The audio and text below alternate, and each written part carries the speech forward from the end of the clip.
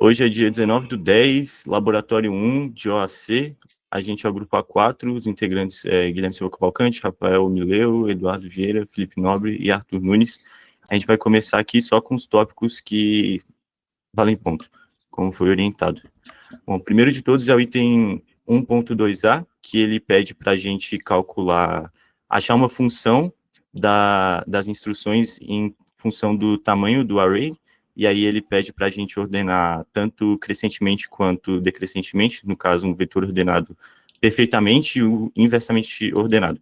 Como no item 1.1 ele pede para a gente testar a inversão do array, acabou que o nosso T0 é o array ordenado inversamente e o nosso TI é o array ordenado perfeito. Aí, para o array ordenado inversamente, a gente achou uma função quadrática.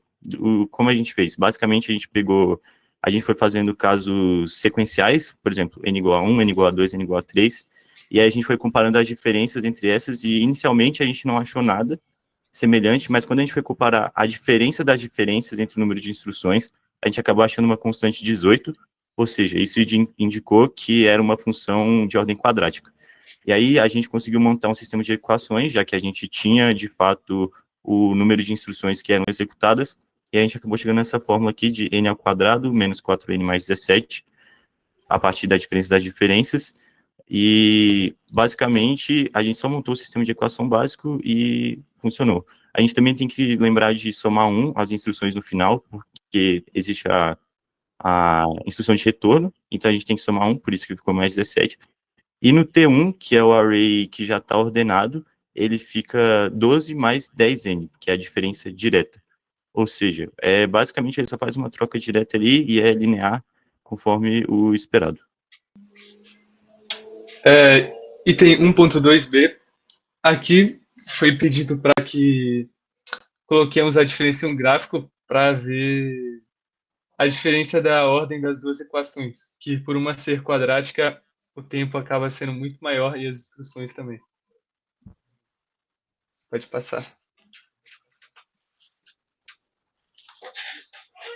No item 2, foi nos dado um código que a gente tinha que colocar no site Compile Explorer para que possamos passar ele direto para C, de C para Assembly. E no 2.2 foi pedido quais diferenças teríamos que fazer no código para fazer ele rodar no RARS.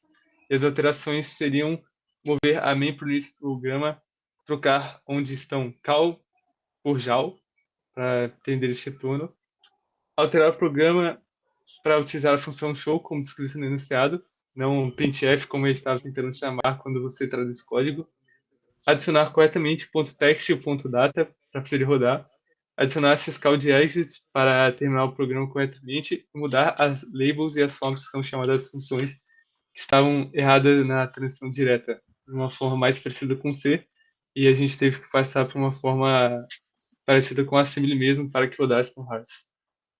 Pode passar. Bom, no item 2.3, ele basicamente pede para a gente montar uma tabela comparando o número de instrução executada pelo programa em diferentes níveis de otimização. E a gente usou, como o Rafael disse, o Compile Explorer para fazer essa otimização. E aí a gente jogava o código que ele gerava no RARS e usava a ferramenta de Instruction Counter para fazer a contagem. E aí, na aula de 0, deu 10.103 instruções para o código, na aula de 3, deu 2.175, na aula de S, deu 4.407 instruções, e do exercício 1.1, né, no sorte, deu 3.746. E aí, para calcular o tamanho em bytes de cada código, a gente só pegou a quantidade de instrução e multiplicou por 4, porque, como a gente sabe, cada instrução ocupa 4 bytes na memória, né? E, enfim, é isso, pode passar. Aí no 2.4 ele só pede para a gente pesquisar e explicar a diferença entre as otimizações, entre a OD 0, 1, 2, 3 e S. E basicamente a, as, as, calma. Os níveis de otimização a gente usou os do Compile Explorer, como já foi dito, né? E o OD1, OD0, OD2, OD3 e ODS são níveis de otimização do compilador e do código. E aí, no nível OD0, praticamente não tem otimização. O compilador gera um código próximo do que foi escrito no código-fonte, com instruções simples e diretas. Já no OD1, o compilador já traz otimizações um pouco mais básicas, mas já traz mais do que no OD0, removendo trechos de código que nunca são executados, por exemplo, enfim. Já no OD2, o compilador passa a aplicar otimizações mais agressivas, ou seja, ele traz otimizações para o código, incluindo o uso melhor do registrador e reordenação de instruções, enfim. No OD3, o compilador leva as otimizações mais a fundo, adicionando ainda mais estratégias para otimizar o código, desenrolando laços, por exemplo, de loop, enfim. E aí, por fim, na ODS, a ODS tem um objetivo diferente, que foca em otimizar o tamanho do programa em si. E aí não necessariamente vai focar no desempenho, mas principalmente no tamanho. Embora também aplique as otimizações, algumas otimizações do nível OD2 ali. E é isso. Pode passar. Calma aí, que tem o item 3.1, eu não sei por que não está no slide, mas basicamente ele pede para fazer uma função que recebe um ângulo em radianos e devolve o seno e o cosseno, calculado a partir da série de Taylor. Basicamente, para fazer essa função, a gente fez um código em C que faz isso. Basicamente, ele pega um ângulo em radianos que você digita com as casas decimais mesmo, ele não recebe valor de π. Ele pega esse código e reduz para estar no intervalo de 0 a 360 graus, para facilitar o cálculo.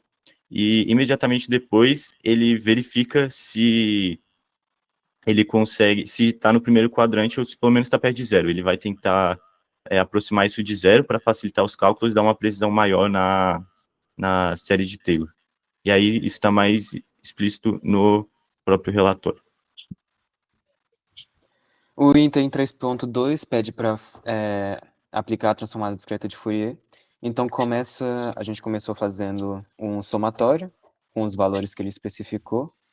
E nesses valores a gente considerou π nessa precisão e o Euler de acordo com a fórmula de Euler que sugeriram na questão, que usava o cosseno de θ e o seno θ. E aí a gente integrou com a função cosseno e seno do item 3.1 para terminar de formar esse somatório inteiro. E aí, testando com alguns casos arbitrários que a gente definiu, ele funcionava para todos nas mesmas especificações da primeira função 3.1, do seno e cosseno. No item 3.3, ele pede para, num array de 8 itens, todos de número 1 em float, aplicar esse array na função de Fourier, e aí retornava o array real e o array imaginário. E aí a gente expressava ele com uma soma da parte real e da parte imaginária multiplicado por i nessa forma como está na imagem. Pode passar. Bom, basicamente no item 3.4 foi pedido que a gente calculasse a DFT dos seguintes vetores, né, com n igual a 8. E aí ele entrega para a gente o x1, um x2 e um x3. E aí a gente basicamente pegou o código que a gente já tinha e a gente só alterou os valores no ponto data.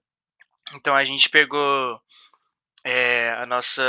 o nosso x de float e a gente alterou os valores que ele colocou. Então, no x1, o primeiro termo era 1 e o restante era 0.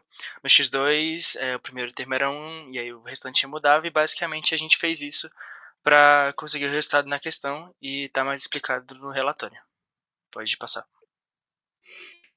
No item 3.5, foi basicamente a mesma coisa também. A gente alterou alguns dados no ponto data. A diferença era que a gente tinha que pegar os itens A até o item J e aplicar no 3.5.1 e no 3.5.2. Aí pode passar. No 3.5.1, ele pedia para a gente medir o tempo de execução do procedimento e calcular a frequência do processador RISC-V uniciclo simulado pelo HARS. Então a gente pegou o código que estava apresentado no final do ACLab 1, que é o PDF, e a gente usou ele para conseguir o tempo de execução em milissegundos e para a gente conseguir o número de instruções I executada. A diferença é que no nosso código a gente trocou o S0 pelo S5 porque o S0 já estava sendo utilizado. E como a gente já conseguia esse tempo de execução com o S0, né, que no caso é o nosso S5, a gente pegou esse valor e dividiu pelo S1, que é o número de instruções. E fazendo esse cálculo de acordo com a equação do tempo de execução do I, CP e P, a gente dividiu os dois e a gente conseguiu obter a frequência. Aí pode passar. E no item 3.5.2, ele pedia para a gente fazer um gráfico em escala de n pelo tempo de execuções e que conclusões a gente podia tirar dessa análise. Então a gente tem ali na parte mais da esquerda o n, que no caso ele vai progredindo de 4 em 4, e a gente tem à direita dele o número de instruções de acordo com esse n. A gente pode perceber que o gráfico ele não é um gráfico linear, ele é um gráfico quadrado, dando a entender que o nosso código ele tem O de n ao quadrado, uma complexidade de n ao quadrado, e ele vai crescendo com essa complexidade. E basicamente é isso. Obrigado, professores, e até mais.